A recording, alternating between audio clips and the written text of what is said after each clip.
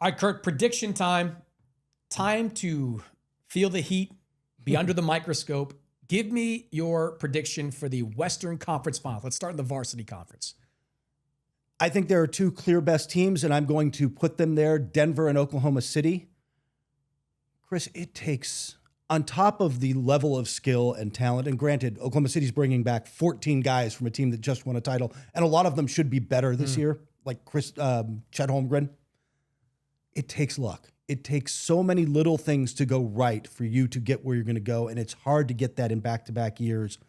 So I'm going to say Denver. I'm going to pick Denver to knock off Oklahoma City in the Western Conference Finals. I'm with you. I'm on the same page. We might be if not the only two of the few people on the NBA landscape picking the Nuggets to get to the NBA Finals. Look, I love their offseason. Everything they did. Bruce Brown, I love that. Cam Johnson, love that. Jonas Valanciunas, love that. Everything they did. That's huge for them, by the way. Getting another big man. Like Jonas Valanciunas can't defend a lick, not that Jokic can, but like he's another guy, another big body they can throw out there so they don't have to burn Jokic out every single night. The biggest problem in Denver last year was that their starting lineup was great, but the rest of their rotation was not. The young guys they were counting on did not deliver for the Denver Nuggets. They went out there and supplemented those young guys with proven veterans. And even with all those problems last year, they still pushed Oklahoma City to 7 games. I think conference finals, Oklahoma City, Denver is another 7-game war, but I think this time the Denver Nuggets come out on top. All right, Eastern Conference Finals. Who do you got?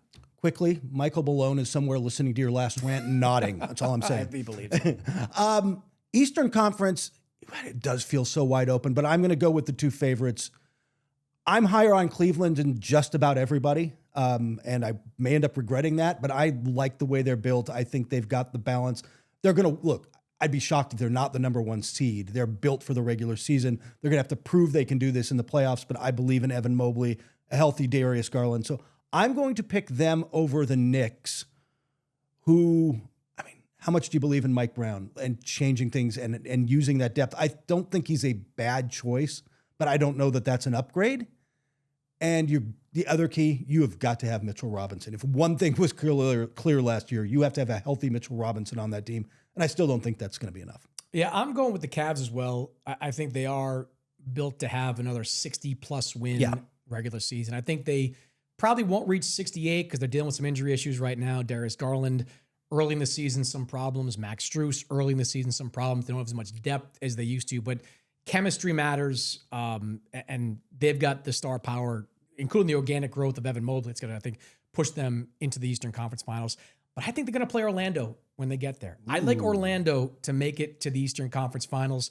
Defense wins. And I think Orlando is going to turn the 2026 playoffs into the kind of 1990s rock fights that we saw on NBC. Those NBC games that we saw for so many years with the Pistons and the Bulls and all the teams that played great defense back in that era. I think that they're going to grind out some wins with their defense and get just enough offense out of Bane and Banchero to get to the conference finals. When they get there, I think Cleveland's probably going to be too much. I think Donovan Mitchell is ready to have his breakout postseason. I think Evan Mobley, who grew a lot offensively last year under Kenny Atkinson, is going to continue to grow and blossom as a player. I think Cleveland's going to be too much for Orlando, but I think the Magic take a big step and get to the conference finals. All right, so we've got the Nuggets in the NBA Finals. You have got the Knicks in the NBA Finals. No, I have the Cavaliers. The Cavaliers, sorry. You got the Cavaliers in the NBA Finals. Both of us, same ones. Who do you got winning the finals? Denver, probably in 5 or 6. I think that experience matters. You know what else helps?